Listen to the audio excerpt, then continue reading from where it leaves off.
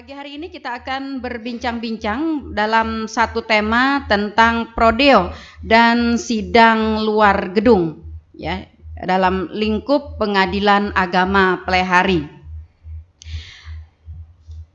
Baik para pendengar, di awal kita dengarkan dan kita simak dulu bersama penjelasan dari Pak Wirdi tentang apa yang disebut dengan prodeo. Silakan Pak. Baik, bismillahirrahmanirrahim. Assalamualaikum warahmatullahi wabarakatuh. Waalaikumsalam.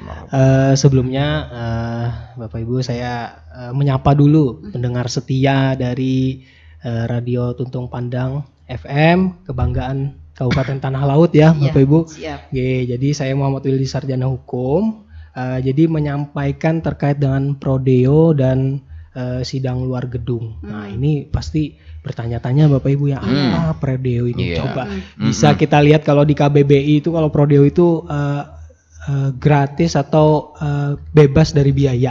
Cuma-cuma ya. Cuma-cuma betul. Okay. Nah, jadi pada asasnya bersidang khusus perkara perdata dan perkara perdata di peradilan agama itu harus menggunakan atau dikenakan biaya. Nah, namun dalam hal ini negara itu hadir dan memberikan akses seluas-luasnya bagi pencari keadilan yang memang ekonominya kurang, kemampuannya kurang. Oke. Nah, jadi ini bisa dilihat di peraturan perundang-undangan, misal di pasal 56 ayat 2 Undang-Undang 48 tahun 2009 tentang kekuasaan kehakiman. Terus juga kalau di peradilan agama ada di pasal 60 B ayat 2 Undang-Undang nomor 50 tahun 2009 tentang perubahan kedua peradilan agama. Jadi negara hadir di sana dan banyak aturan turunan-turunannya Bapak Ibu. Jadi untuk melaksanakan prodeo ini kita berbicara tentang prodeo terlebih dahulu ya Bapak Ibu. Nah, prodeo terlebih dahulu, dan bahkan di sejarahnya itu saat peradilan Belanda pun itu sudah ada sidang cuma-cuma ini tanpa biaya ini. Jadi memang terus menerus dan akhirnya di tahun 2014 itu diakomodir secara penuh oleh Mahkamah Agung dengan peraturan Mahkamah Agung nomor 1 tahun 2014. Nah, jadi itu. Jadi sebelumnya saya sampaikan ini prodeo itu ada klasifikasinya Bapak Ibu. Ada dua, ada prodeo yang murni, ada prodeo DIPA atau anggaran, berdasarkan anggaran. Nah, yang hendak ulun sampaikan di sini yang terkait dengan prodeo DIPA ini atau yang tidak murni ini. Karena ini kan kita menyambut awal tahun, Bapak Ibu.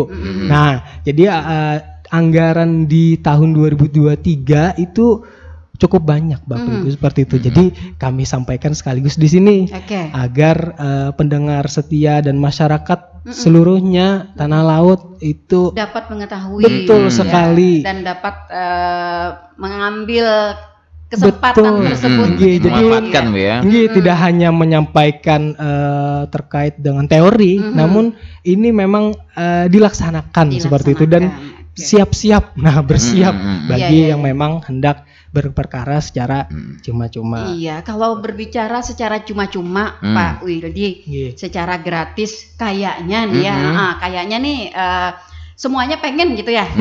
Semuanya pengen begitu. Iya. Nah, lalu di dalam peraturan perundang-undangan yang berlaku itu siapa saja sih Pak yang boleh mengambil perkara secara prodeo ini, siapa saja yang tidak boleh? Baik, jadi memang diatur tadi saya sampaikan bahwa sudah diatur oleh Mahkamah Agung dalam Perma 1 tahun 2014. Itu Mahkamah Agung memberikan layanan hukum bagi masyarakat yang tidak mampu. Jadi sudah dari judul dari peraturannya saja sudah ada kata tidak mampu secara ekonomi ya. Betul, dan syaratnya diatur lagi di dalam Perma itu. Nah, jadi Jadi yang dimaksud sampaikan dulu Bapak Ibu lah sebelum siapa yang berhak. Terus apa aja sih sebenarnya yang disediakan di dalam perma ini? Satu, ada pembebasan biaya tadi. Kalau dulu disebut prodeo tadi atau familiarnya prodeo. Di dalam perma ini pembebasan biaya. Nah, yang kedua ada sidang luar gedung. Nah, ini selanjutnya nanti. Yang ketiga ada pos bakum. Pos bantuan hukum. Nah, jadi yang kita bahas yang dua ini. Nah, terus ya siapa aja tadi yang bisa mengajukan prodeo? Jadi setiap orang bahkan kelompok pun bisa dengan syarat memang secara ekonomi tidak mampu. Tidak mampu, mohon maaf. Jadi dan itu dibuktikan dengan surat keterangan tidak mampu atau semisal memiliki kartu-kartu tunjangan sosial lainnya seperti kartu keluarga miskin atau PKH betul BLT, dan betul dan kami pun Badilak pun mohon maaf Ditjen Badilak itu telah menyediakan aplikasi juga yang terintegrasi langsung dengan data kependudukan yang bisa mencek. Iya, artinya tidak bisa dipermainkan gitu ya. Atau diakal-akali, mohon maaf dalam konteks seperti itu ya. Nah, jadi itu Bu. Tadi sudah disebutkan kategori tidak mampunya ini berdasarkan ekonomi ya, berdasarkan ekonomi. Nah, lalu kita menyinggung sedikit Pak ke ini tadi yang DIPA ya, yang DIPA yang DIPA ya. Kemudian yang tadi kan ada dua, murni dan DIPA gitu ya. Nah, lalu kita menyinggung sedikit yang murni ini Pak. Yang murni ini seperti apa?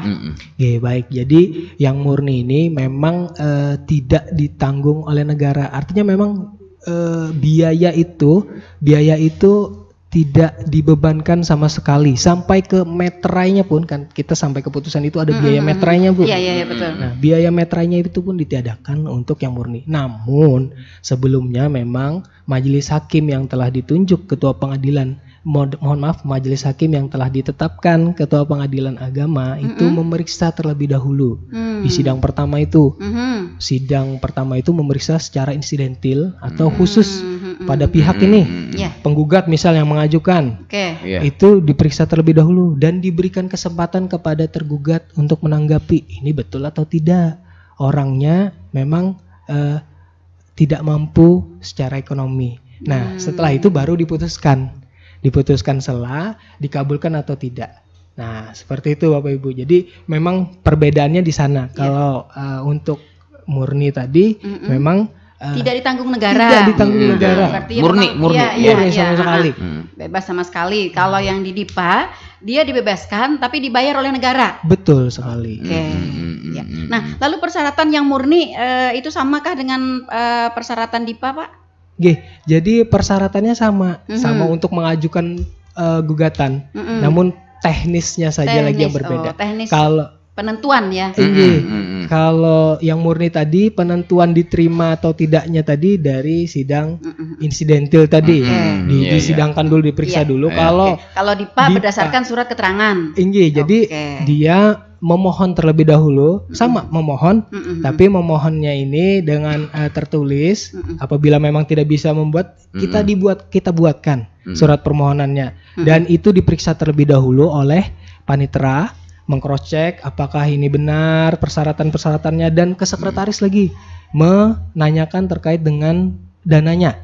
Nah, setelah itu, setelah panitera dan sekretaris sudah bahannya ada dan pertimbangannya ada, lalu dinaikkan kepada ketua pengadilan. Ketua pengadilan yang memutuskan.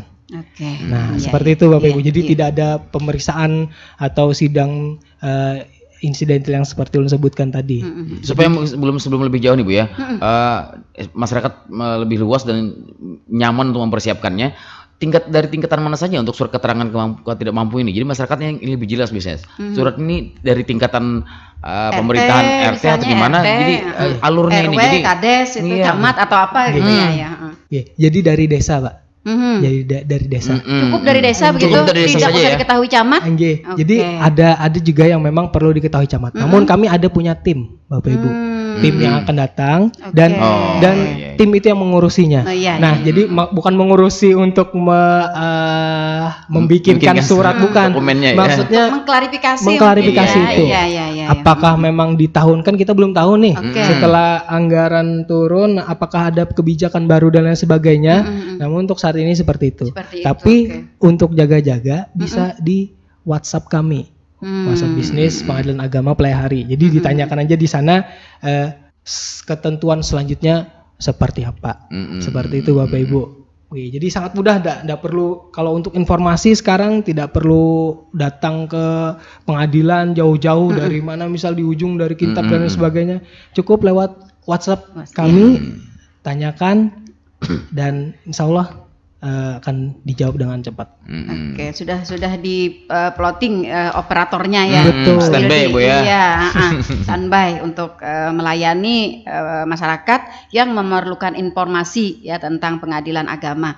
Nah, lalu kalau selama ini Pak DIPA atau Prodio ini Prodio yang dianggarkan oleh DIPA ini besarannya gitu Pak, prosentasinya apakah lebih banyak yang mengambil, lebih banyak yang dikabulkan begitu, ataukah memang terbatas sekali begitu? Betul.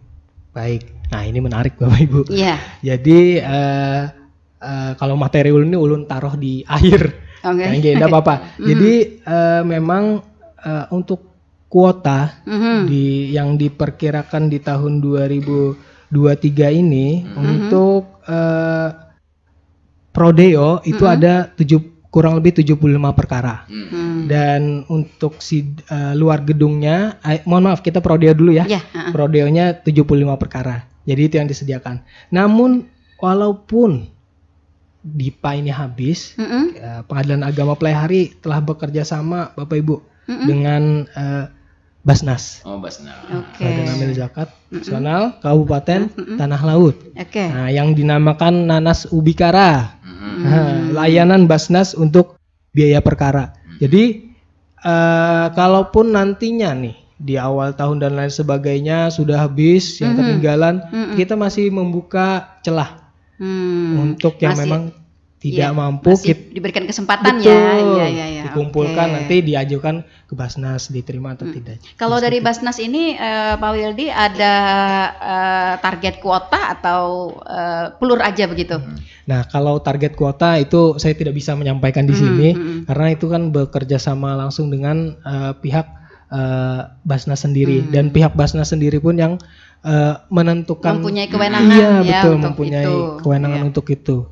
Oke, lalu kalau kita evaluasi Pak di tahun sebelumnya, mungkin dari data Pak, grafik dari perkara di khususnya di Kabupaten Tanah Laut, dari perkara Prodeo dengan perkara yang biasa itu grafiknya itu seperti apa? Lebih banyakkah yang minta Prodeo gitu? Atau yang belum mengerti Prodeo jadi bayar aja ya Bu ya? Benar kata Ibu. Jadi kalau grafiknya Bu itu tidak seperti itu. Jadi tetap masih banyak yang berbiaya. Jadi karena kan tadi terbatas juga, dan tidak semua orang semua dikabulkan masuk dengan dari klasifikasi masyarakat miskin itu, dan mohon maaf kita di sini pun orang tidak mau dikategorikan sebagai masyarakat miskin, bukan seperti itu Bapak Ibu. Jadi perkara sekarang kita di Pengadilan Agama Playhari gugatan dengan permohonan itu sudah 1.400-an. Lebih. Nah, jadi kalau kita lihat anggaran yang ini, kalau 70-an berarti anggap 100 perkaraan yang didapat, yang Prodeo itu hitungan kotornya saja. Kira-kiranya seperti itu. Nah, ini. Kadang kan orang Bu ya rebut apa ya, bahasa Banjarnya batu tunjulan ya. Ikam jen membuka aja. Bayar. Karena bayarnya itu ya, betul sekali. Oh ya, ulun perlu luruskan juga. Jadi kan stigma masyarakat ini pengadilan kok minta biaya terus nih. Apa maksudnya ini? Nah, jadi biaya yang di sini bukan biaya untuk memberi hakim dan bukan. Memang yang sudah diatur oleh peraturan perundang-undangan yang berlaku. Nah, ya ini yang masih belum banyak dipahami Pak Wildi. Nah, jadi dalam kesempatan ini ya kita juga perlu menjelaskan Pak, sebenarnya rincian biaya yang termasuk di dalam peraturan perundang-undangan di pengadilan agama itu apa saja sih begitu, sehingga masyarakat kita nanti tahu kalau misalnya ada permintaan yang di luar dari item itu gitu kan. Nah, seperti itu.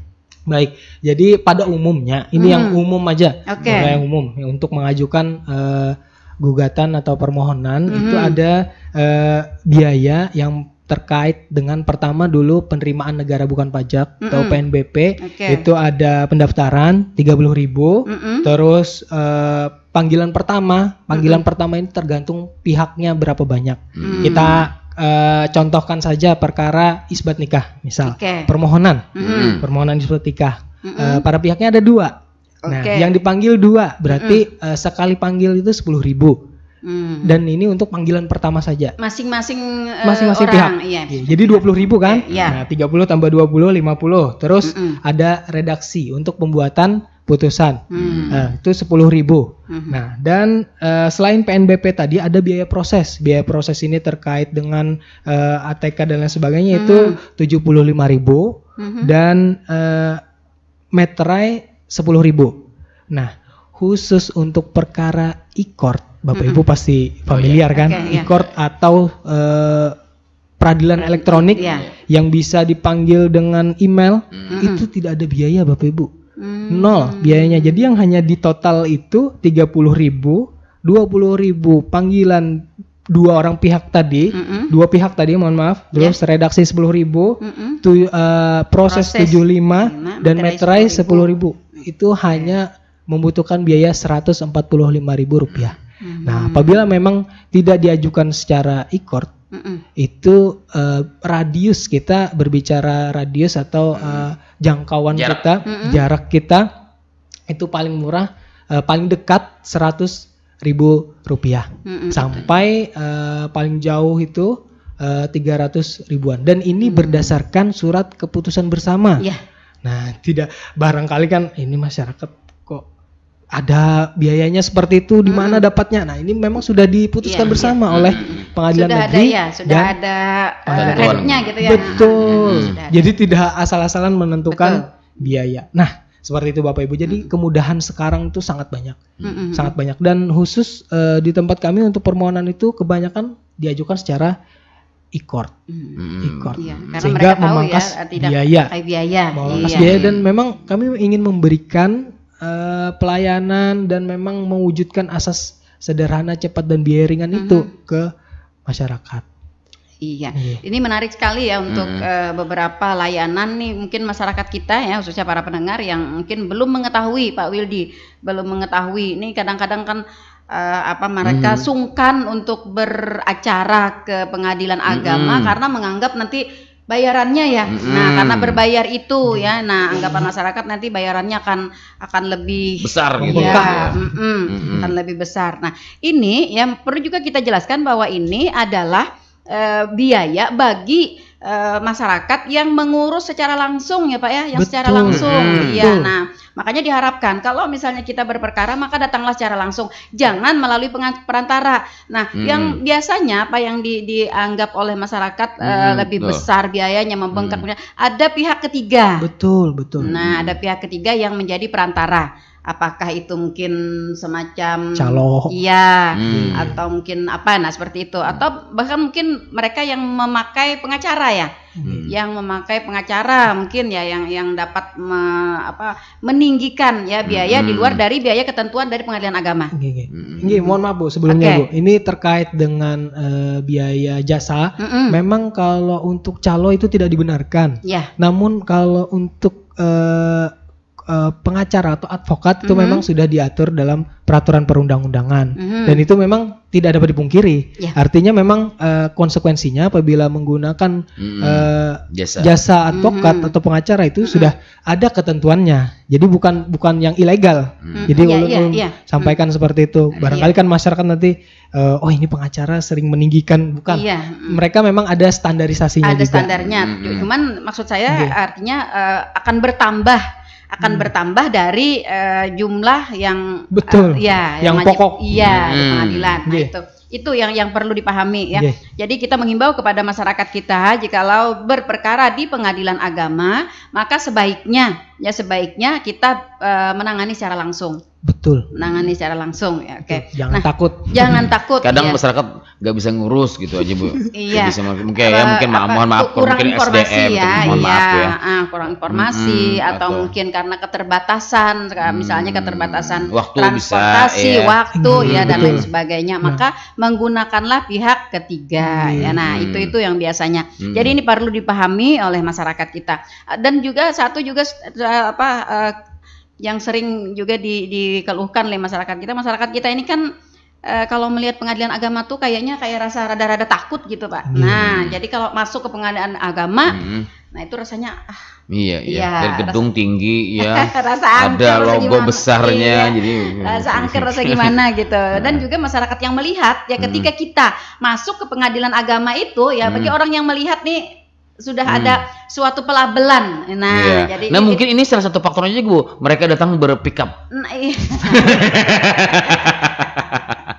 Salah satunya mungkin banyak orangnya aja. Iya, jadi supaya rame-rame gitu ya. Iya, supaya rame-rame ya. Dan memang benar di pengadilan agama itu kalau saya lihat setiap hari ini selalu rame ya Pak ya. Betul. Selalu rame.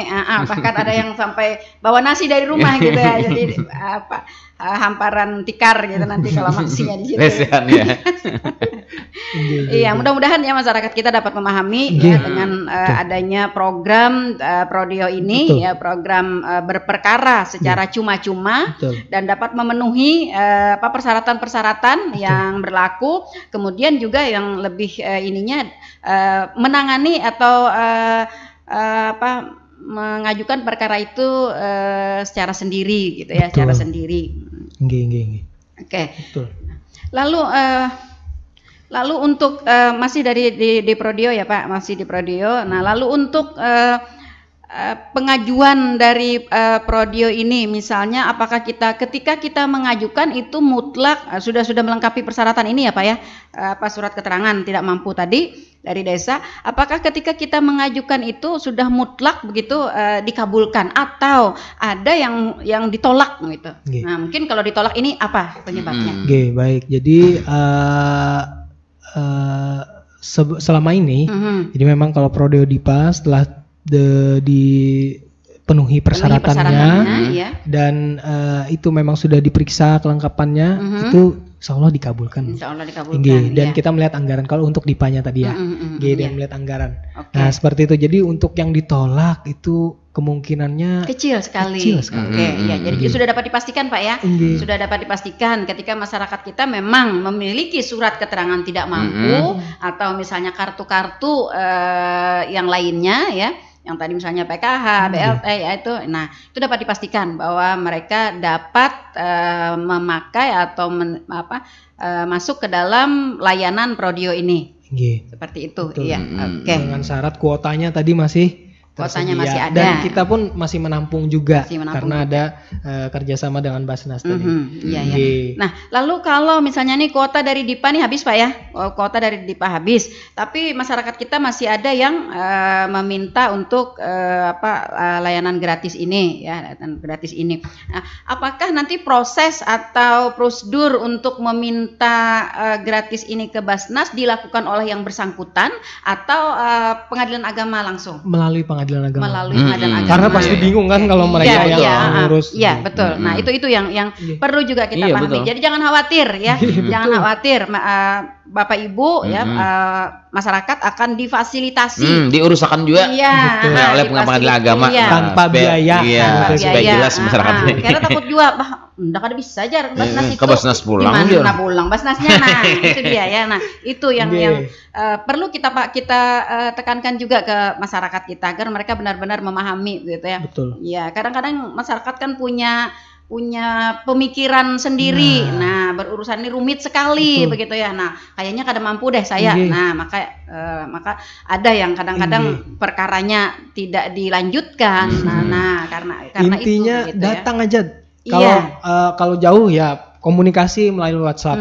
Kalau dekat datang. Kami dari depan sudah memberikan informasi terbaik lah dari depan dan akan diarahkan kemana-kemana, dan itu tidak bertujuan untuk tujuan untuk imbalan dan lain sebagainya, tidak ada. Murni memang memberikan informasi dan bantuan pengetahuan untuk masyarakat Kabupaten Tanah Laut. Seperti itu. Iya. Jadi mungkin atau hanya sekedar misalnya mencari informasi ya, konsultasi untuk konsultasi. Nah, mungkin karena dipertimbangkan apakah nih perkara saya ini bisa ke Prodeo atau bisa ke Basnas atau nanti bisa ke Murni begitu ya. Nah, silahkan datang ke Pengadilan Agama ya untuk lebih jelasnya begitu ya. Nah, diharapkan juga masyarakat kita agar tidak terpengaruh ya dengan adanya iming-iming dari orang lain, dari pihak ketiga, oknum ya. Nah, itu kadang-kadang Pak Wildy yang sering juga yang terjadi ya di masyarakat kita seperti itu ya. Nah, lalu Pak, ini untuk perkara yang Prodeo ini apakah semua jenis perkara? Iya. Tingkat peradilan mungkin ya. Iya, apakah semua jenis perkara bisa memakai ini? Oke, baik. Jadi saya sampaikan bahwa perkara itu tidak dibatasi. Namun memang dilihat kira-kira ini misal nih pembagian harta warisan gini misalnya ya. Itu kan diperkirakan berarti orang ini memiliki harta nah, sudah. Itu tadi yang mau saya maksudkan misalnya. Bukan memiliki harta, maksudnya akan memiliki harta.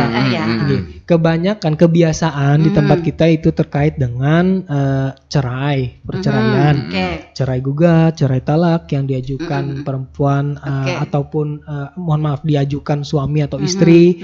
Terus yang banyak ini isbat nikah, Pak Setiawan sama Bu Nelly. Jadi karena kita itu sangat membantu, karena susah sekarang apabila tidak memiliki akta nikah. Nah, yang kebanyakan yang menggunakan Prodeo itu yang isbat nikah. Itu iya. Nah, itu tadi berkaitan dengan pertanyaan saya tadi Pak, apakah bisa ditolak atau misal mutlak dikabulkan. Nah, perkaranya begini, karena ada kasus kemarin Pak. Ini misalnya kan sidang perkara pembagian harta gonogini. Nah, ternyata setelah didaftar-daftar harta itu ternyata lumayan lah istilahnya, lumayan. Nah, kalau dibagi artinya ada harapan dia mendapatkan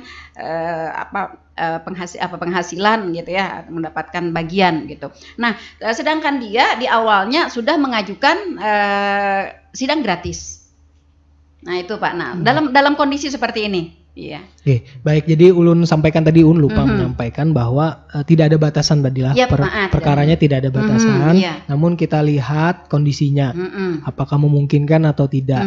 Dan terkait dengan perkara tadi, apabila memang disetujui dari awal, misal Prodeo Dipa, kita bicara Prodeo Dipa, dikabulkan oleh Ketua Pengadilan Agama khususnya, maka itu sudah berjalan secara cuma-cuma. Jadi pintu gerbangnya di awal itu. Iya, di awal itu pintu gerbangnya. Makanya itu saya di awal tadi kan sudah disetujui. Nah, tiba-tiba di pertengahan sidang ya ternyata dia memang punya karena waktu mengajukan setelah bercerai begitu ya, setelah berpisah gitu kan, di masyarakat memang pihak ini tidak mempunyai pekerjaan, tidak mempunyai penghasilan kan ya. Nah, akhirnya kan surat keterangan tidak mampu ini kan terbit begitu. Nah, ternyata setelah dirunut-runut ya harta gonogini mereka itu cukup ada. Apakah ini bisa dibatalkan atau tidak? Tidak bisa, jadi tetap dilanjutkan saja. Karena pintu gerbangnya sudah dibuka ya. Tetap dilanjutkan. Jadi mungkin lebih jelas kepada masyarakat bahwa jadi tidak hanya pada satu tingkat peradilan saja ya. Jadi kalau banding, kasasi bagaimana? Betul, bisa. Sampai bahkan peninjauan kembali pun bisa. Tapi harus memang diajukan kembali. Permohonan baru. Setiap tingkat peradilan berarti diajukan. Betul, tidak otomatis. Misal dari tingkat pertama, misal cerai kan kita, bukan kita, mohon maaf. Misal ada contoh perceraian. Perceraian diajukan secara Prodeo. Nanti untuk tingkat banding itu tidak secara otomatis diajukan lagi, dan pihak pun tidak mesti mereka menginginkan upaya hukum atau melawan putusan hakim. Jadi apabila memang ingin melakukan upaya hukum, maka mengajukan kembali dulu. Mengajukan kembali ya untuk gratisnya. Betul, seperti baru itu. Intinya permohonan baru. Dan akan cross check lagi. Nah, kalau setahu Pak Wildy, Pak, untuk mendapatkan layanan Prodeo ini pada tingkat peradilan yang lebih tinggi, itu apakah persyaratannya sama dengan di tingkat pertama, Pak? Atau ada tambahan lain? Misalnya ya, kalau di tingkat pertama cukup oleh kepala desa. Nah, kemudian di tingkat peradilan kedua, misalnya surat kepala desa harus diketahui misalnya oleh camat atau oleh siapa gitu. Bagaimana, Pak? Iya, jadi sama saja, Bu. Jadi dilengkapi syaratnya. Berarti dia harus minta baru ya? Oke. Minta baru surat keterangan tidak mampunya dari desa. Oke, cukup SKTM, dari desa aja. Ya. Masyarakatnya boleh tahu SKTM. Iya, SKTM. Dan mohon maaf Ulun karena baru di sini, jadi untuk teknis pelaksananya apabila ada perbedaan sedikit terkait dan misal SKTM tadi ternyata perlu diketahui camat, maka diperbarui. Seperti itu aja Bu. Iya. Barangkali kan Ulun menyampaikan yang kurang tepat seperti itu, jadi Ulun sampaikan aja. Nanti di akhir Ulun sampaikan terkait kontak kami. Oke. Baik, kita ada dua item tadi ya. Betul. Lalu kita ada sidang luar gedung. Apakah di bawah pohon? Masyarakat biar lebih jelas. Harus apakah di tanah lapang? Tanah lapang. Karena gedung kan ya. Persidangan massal atau gimana? Oke, silakan Pak. Baik, jadi luar gedung ini bermacam-macam Bapak Ibu dan bisa dilaksanakan dengan terpadu. Baik itu dengan pengadilan negeri atau kalau ada pengadilan tata usaha negara bisa, terus dengan kementerian atau lembaga lain pun bisa. Biasanya dengan isbat nikah massal. Seperti itu. Namun ini untuk tempatnya bukan sembarangan tempat seperti itu ya Bapak Ibu. Misal di pinggir jalan langsung. Karena asumsinya di luar gedung gitu kan. Luar gedung itu tadi. Jadi kita sebelum terjun ke lapangan itu tim kita memang survei terlebih dahulu. Ada persiapan khusus ya. Persiapan baik itu tempat, atribut dan lain sebagainya itu dipersiapkan terlebih dahulu. Jadi kebiasaan itu di kantor desa atau kantor tetap di dalam gedung ya. Maksudnya ini di luar gedung pengadilan. Itu yang harus kita tekankan. Dan yang kedua juga yang perlu kita tekankan ya Pak Wirdi ya dan para pendengar bahwasanya ketika sidang di luar gedung tetapi ya prosedur dan syarat-syaratnya itu tetap artinya hasilnya pun dapat pertanggungjawabkan gitu ya. Iya, dapat dipertanggungjawabkan. Jadi jangan sampai ada nih Pak image dari masyarakat kita ketika sidang di luar gedung itu artinya kan sidang yang mungkin sidang-sidang ringan seperti itu. Nah, lalu sidang di luar gedung ini Pak dibatasikah jenis-jenis perkaranya atau bagaimanakah? Nah, baik, menarik Bu Nelly. Untuk sidang luar gedung ini memang diberikan batasan. Diberikan batasan yakni perkara-perkara yang pembuktiannya mudah atau bersifat sederhana. Nah, jadi perkara-perkara seperti itu yang disidangkan di luar gedung. Kita di sidang luar gedung ini ada kategori sidang keliling. Nah, biasanya kita sidang kelilingnya bukan hanya bikin SIM yang keliling ya. Iya, bahasanya. Sidang keliling juga. Nah, jadi klasifikasi perkaranya seperti itu. Jadi tidak bisa misal perkara yang waris berat karena kita setelah habis anggaran kita kebingungan mau mendatangi sana ke mana. Nah, solusinya misal perkara-perkara yang mudah pun ternyata jadi sulit, misal cerai ternyata malah jadi panjang nih, ternyata dan undak cerai, kuotanya ternyata sudah anggarannya sudah habis untuk ke sana, kita perintahkan ke gedung pengadilan, persidangannya diubah tempatnya seperti itu, Bapak Ibu. Mungkin salah satu atau salah dua nih Pak, jangan salah semua ya, dapat 0 nanti ya. Jenis-jenis perkara yang sederhana dan perkara yang pembuktiannya mudah tadi. Oke, baik. Nah, jadi sebelumnya Ulun beberapa kali juga menonton ini karena kan ini ditayangkan juga di YouTube Play Hari dan di Facebook juga sudah ada disampaikan Yang Mulia Dr. Nur Muklis terkait dengan perkara. Jadi perkara itu kan ada permohonan dan gugatan. Nah, jadi untuk kebanyakan untuk sidang luar gedung ini kembali seperti perkara Prodeo tadi.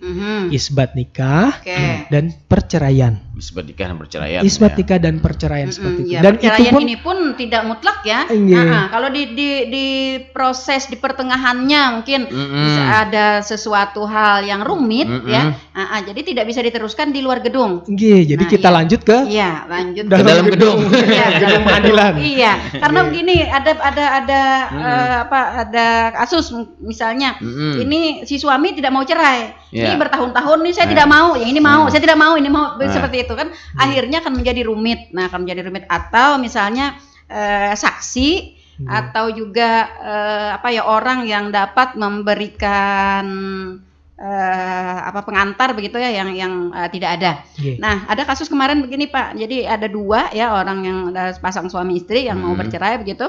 Nah, sebenarnya si suami mempertahankan tidak mau cerai, tapi si istrinya mau cerai dengan alasan ini dan ternyata alasan itu memang benar begitu. Tetapi ini kan alasan ini perlu dikuatkan ya oleh saksi. Nah, saksinya ini di luar daerah. Nah, jadi memerlukan waktu. Nah, itu dia. Waktu. Padahal sebenarnya dari pertamanya dia sudah mengajukan sidang di luar gedung. Betul. Jadi itu kita lanjut aja ceritanya ke pengadilan. Dan perlu ulun sampaikan ini perlu nih karena inovasi dari Pengadilan Agama Playahari. Jadi setiap kami kunjungan, bahasanya lah kita sebut kunjungan aja, sidang keliling dan lain sebagainya. Itu Pengadilan Agama Playahari ada menyediakan layanan layaknya di kantor. Maksudnya layaknya di kantor ini layanan seperti pelayanan terpadu satu pintu kami. Nah, kita alihkan ke tempat di sana. Contohnya seperti namanya, ulun sebutkan namanya dulu. Namanya itu P3K, pendaftaran, penyerahan produk dan konsultasi. Nah, jadi kita sambil menyelam minum air. Nah, ada anggaran ke sana, kita tidak menyia-nyiakan itu. Kita gunakan untuk memang dimaksimalkan penyerahan produk. Nah, pendaftaran, penyerahan produk dan konsultasi. Karena P3K ini lebih identik dengan kesehatan ya. Iya, pertolongan pertama ya, Bu ya. Karena mencari nama-nama yang mudah diingat. Ini sidang keliling ini sampai saat ini sudah aksi di mana saja nih, ataupun ikut program pemerintah ataupun juga event sendiri atau gimana? Baik, ulun ada punya datanya nih. Nah, ini sudah ada ancang-ancangnya. Pak Setiawan sama Bu Nelly. Siap. Dan pendengar setia radio. Ada ancang-ancangnya sudah nih di tahun 2023. Ada di Benua Raya, Bati-Bati ya? Benua Raya Bati-Bati. Terus Sumber Mulia, ini Benua Raya tadi sudah ada 5 perkara. Terus Sumber Mulia ada 5 perkara juga. Dan Tanjung Dewa. Sekitar 24 perkara. Wow, banyak tuh. Kemungkinan ini ada ditambah beberapa wilayah lagi. Jadi masyarakat silakan saja sampaikan ke aparat desanya. Coba Pak, misalnya Pak Kades atau pembakal dan lain sebagainya atau lurah, kami hendak sidang luar gedung atau sidang keliling, bisakah diajukan? Konsultasikan kami karena ada timnya tadi. Kalau memang bisa akan dimasukkan dalam list. Karena kita melihat data di 2022 itu sidang dilaksanakan di 5 tempat.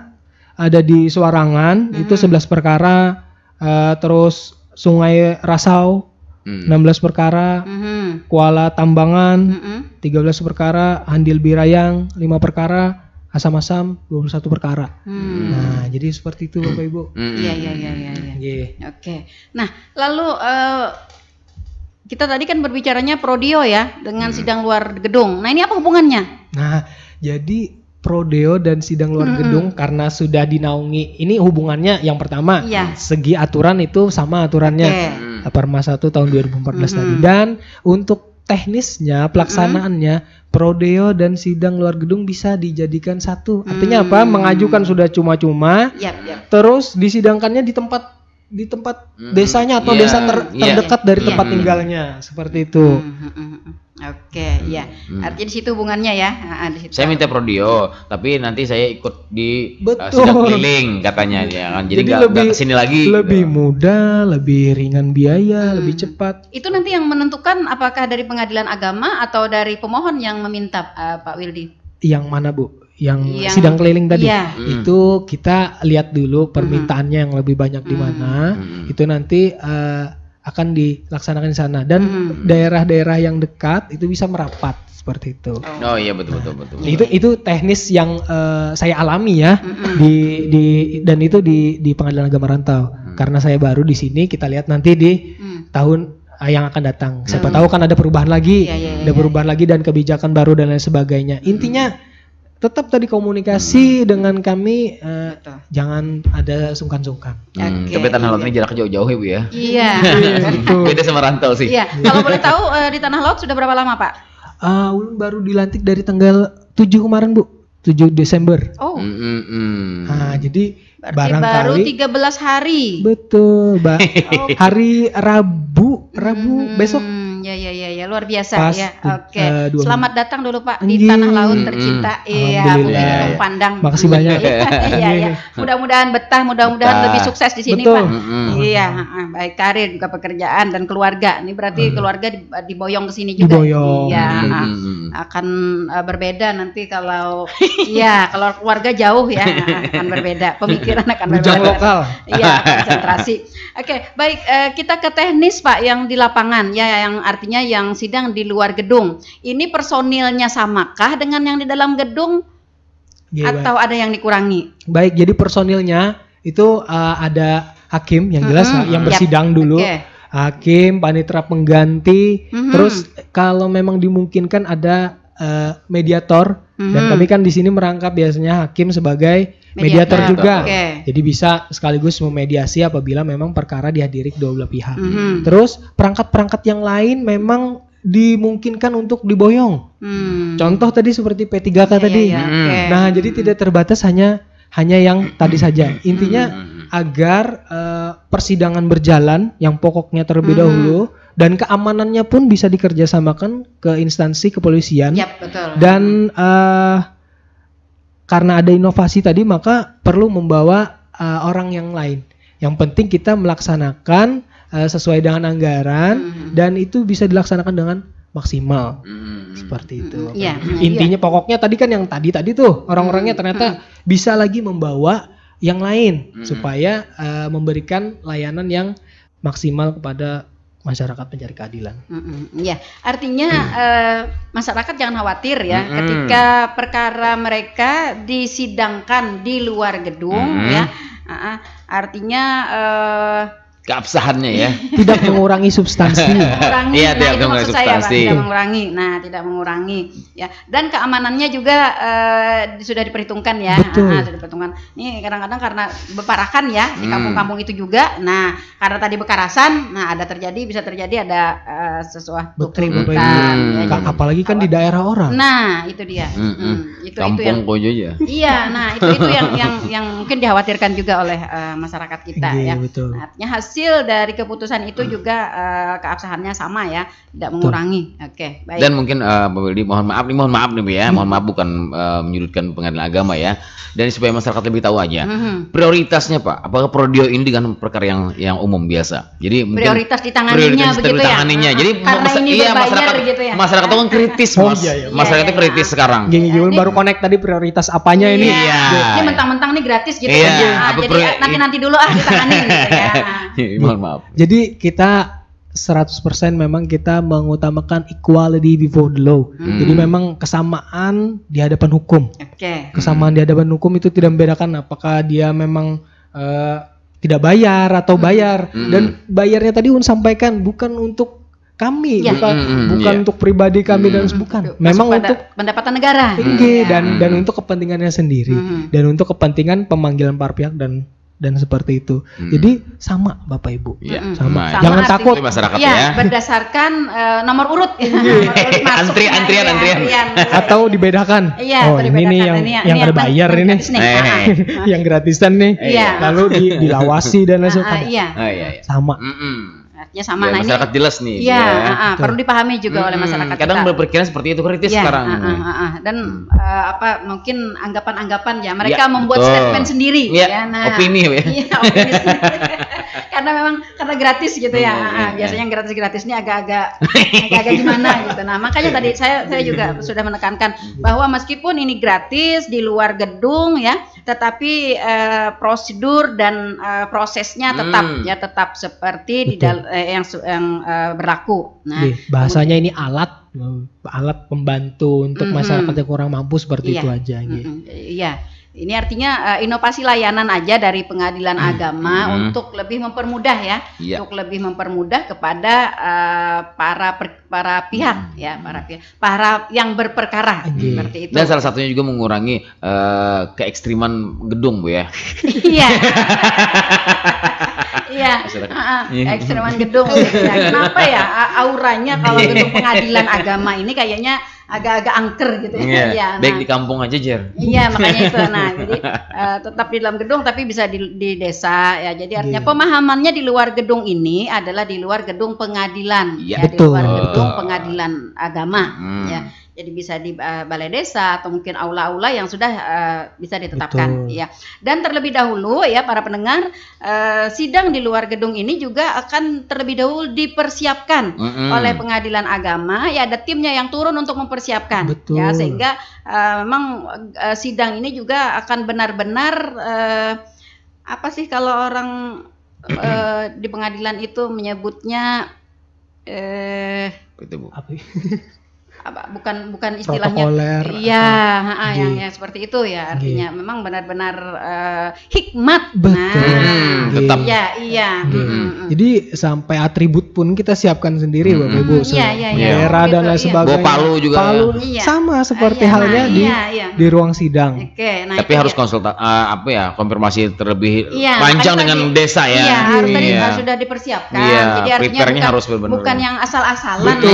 Jangan merasa bahwa nanti kalau sidang di luar gedung ini ada kuat gitu seperti itu ya. Karena kita bisa datang terlambat atau kita bisa datang itu yang ingin saya tekankan ya, ingin saya tekankan bahwa ketika pun diputuskan ya sidang Bapak Ibu di luar gedung ya, namun proses, prosedur, perangkatnya dan aturan-aturannya tetap sama. Betul. Nah, jadi harus dipahami itu dulu, ya, dipahami itu. Nah, itu ada sebagian nanti karena di luar gedung, apalagi di gedung desa. Nah, kayak kita hendak berbagi PLT kah? Nah, suka-suka kita datang, seperti itu. Jadi tata tertibnya memang sama, sehingga juga keabsahan dari hasil sidang itu juga kekuatan hukumnya sama, seperti itu. Dan hikmat Bu ya. Iya, dan hikmat. Nah, jadi jangan membawa pihak-pihak yang tidak diperlukan.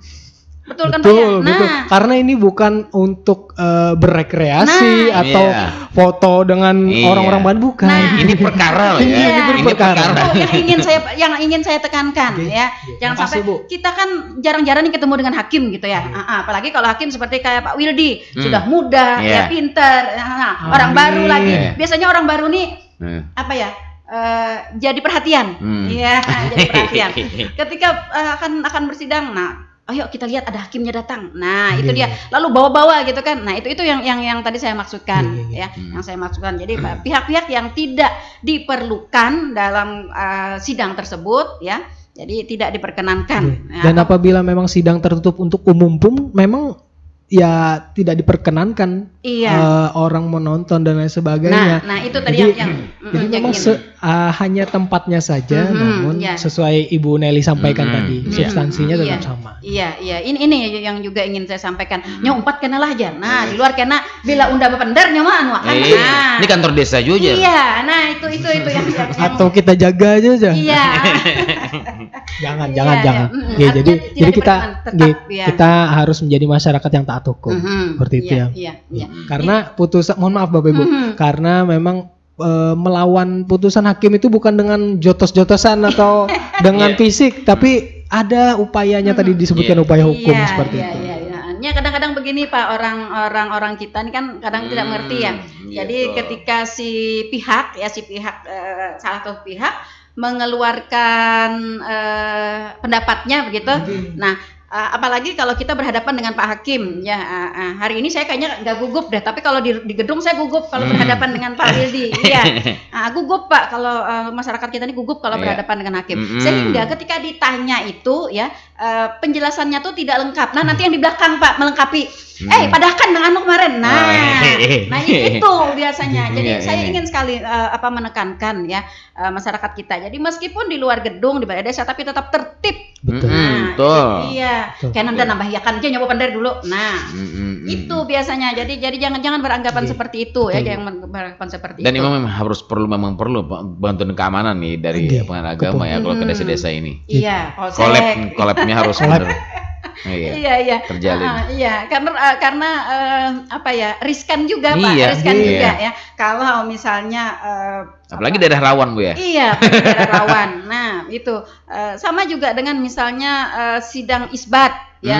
Meskipun isbat ini kan ibaratnya penetapan mensahkan ya. Mensahkan adanya peristiwa pernikahan itu. Nah, tetapi bisa juga ada pihak-pihak yang tidak setuju.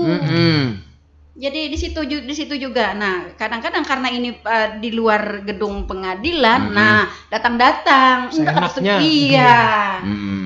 Itu yang kadang-kadang harus kita perhitungkan ya. Kita harus pahami juga dengan masyarakat kita begitu. Ada jalur-jalur tertentu ya untuk menyampaikan pendapat atau untuk menyampaikan keberatan. Seperti itu ya Pak ya. Betul. Nah, sudah disediakan tadi upaya hukum. Jangan main serang-serangan aja gitu.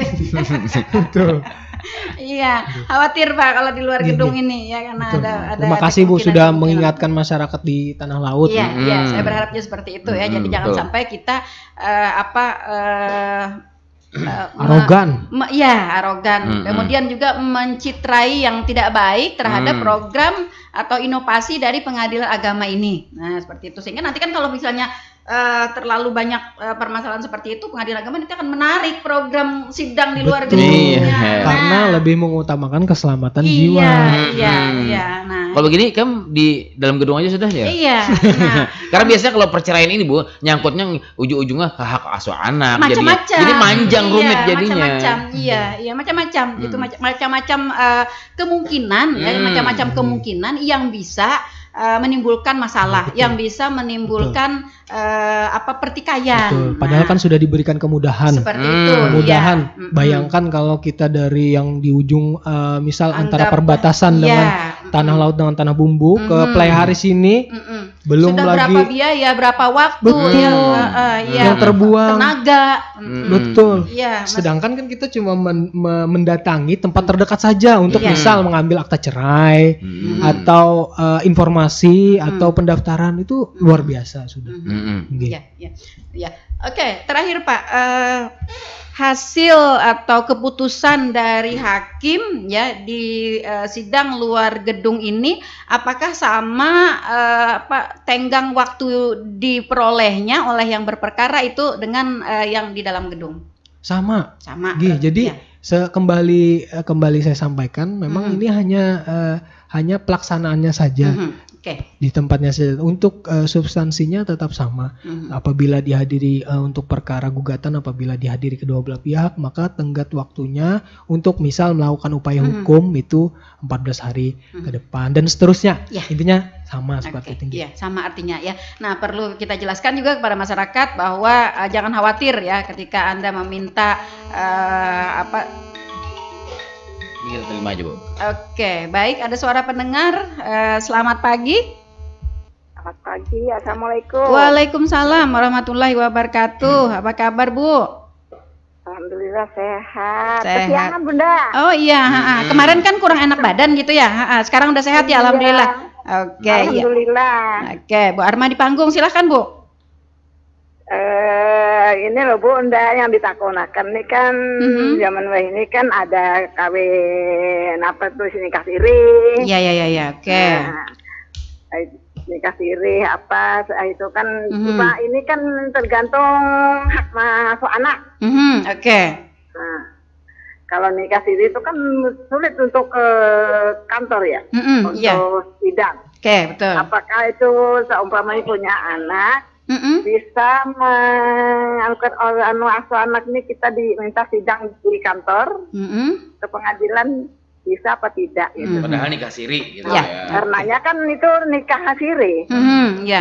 Tidak kedada Bunda yang catatan di kantor ya Pak. Oke, betul. Nah, Jadi hak asuh anak nih apakah bisa dipersidangkan gitu, umpamanya ada itu. Oke, ya. Nah, sudah dapat dipahami. Oke, ya. Konakan ini. Oke. Maaf, Bunda ya. Salam semuanya.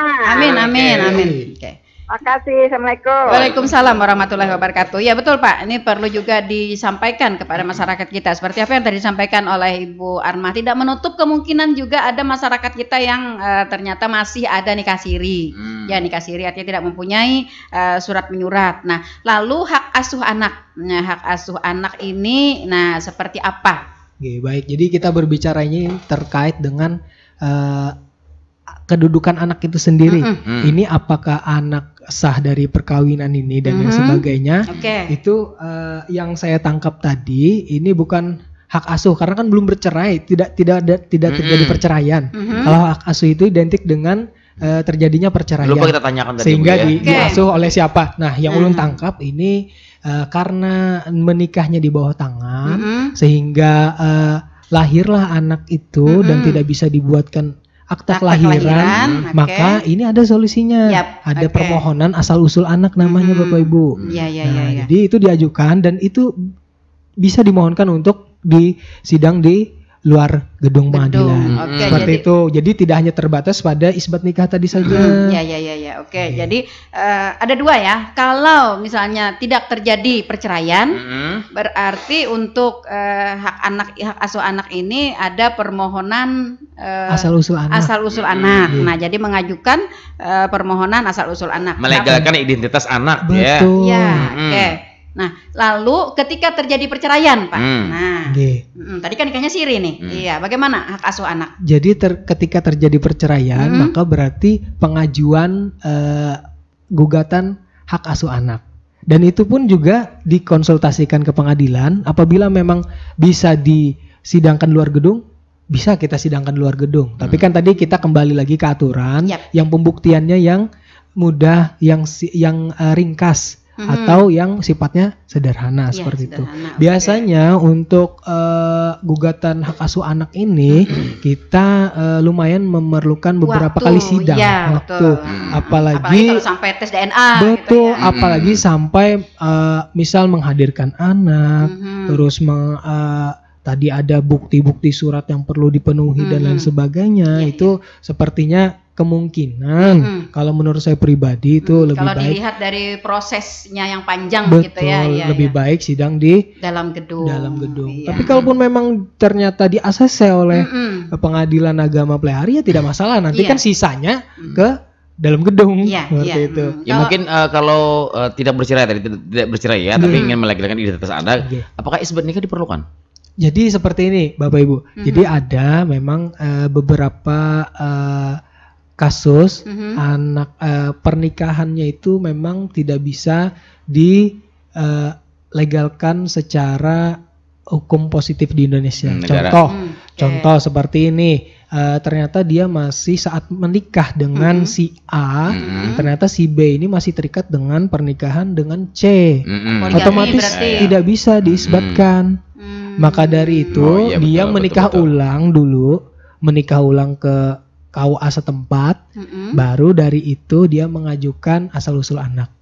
Nah ini loh, dari ulun walaupun secara hukum positif ini tidak diakui untuk nikahnya terdahulu, namun anak tersebut masih bisa ditetapkan dari nikah yang fasid tadi.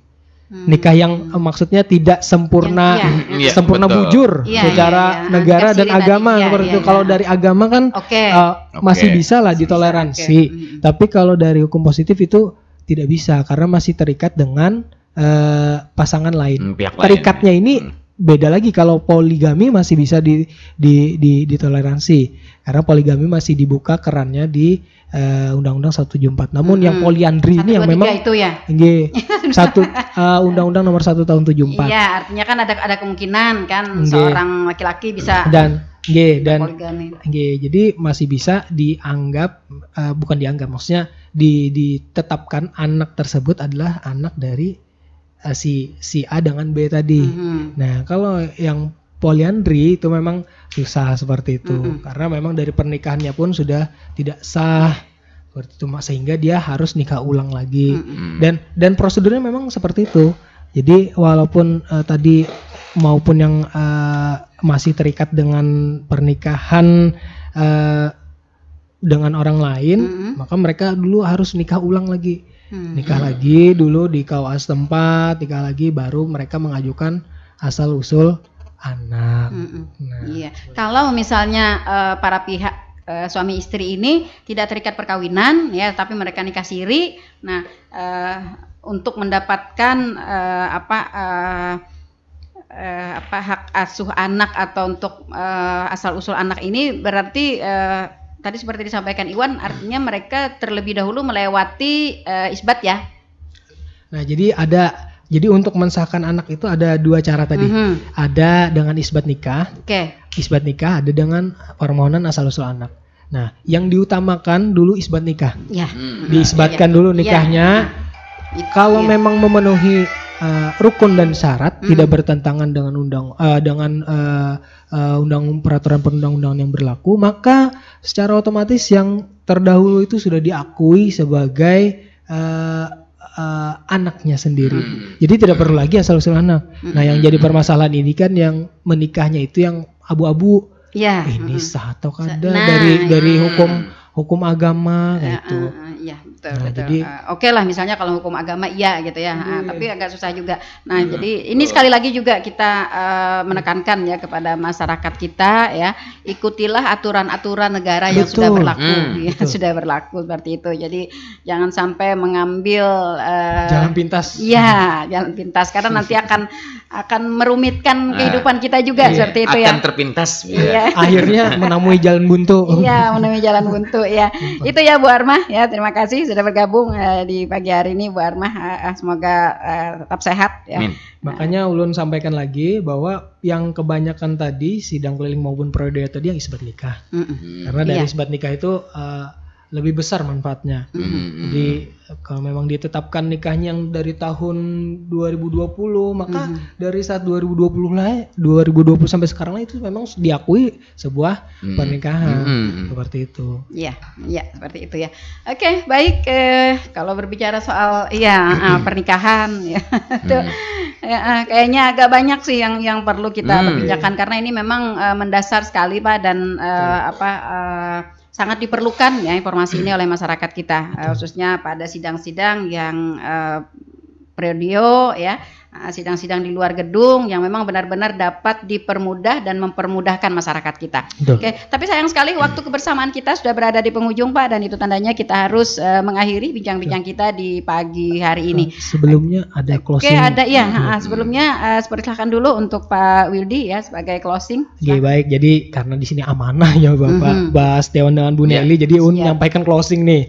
Jadi tadi setelah sampaikan periode dengan dan sidang keliling, dan lebih lanjutnya bisa dikonsultasikan melalui WhatsApp kami. Dan kami ingin menyampaikan kepada pendengar setia Radio Tuntung Pandang di Tanah Laut. Jadi apabila pian-pian atau Bapak Ibu ternyata ada yang meminta dari, misal kita sebut oknum lah, oknum meminta imbalan, melakukan pungutan, itu harap segera melaporkan ke nomor atau kontak pengaduan kami, yakni bisa di WhatsApp dan telepon, bisa di 0811 5150 444 atau 444. Dan untuk layanan informasi, konsultasi, dan ini melalui WhatsApp tadi yang disebutkan itu di 0812 5459 8875. Atau melalui, nah banyak benar Bapak Ibu lah. Atau melalui layanan WhatsApp auto reply kami. Di 0813 49 200 404.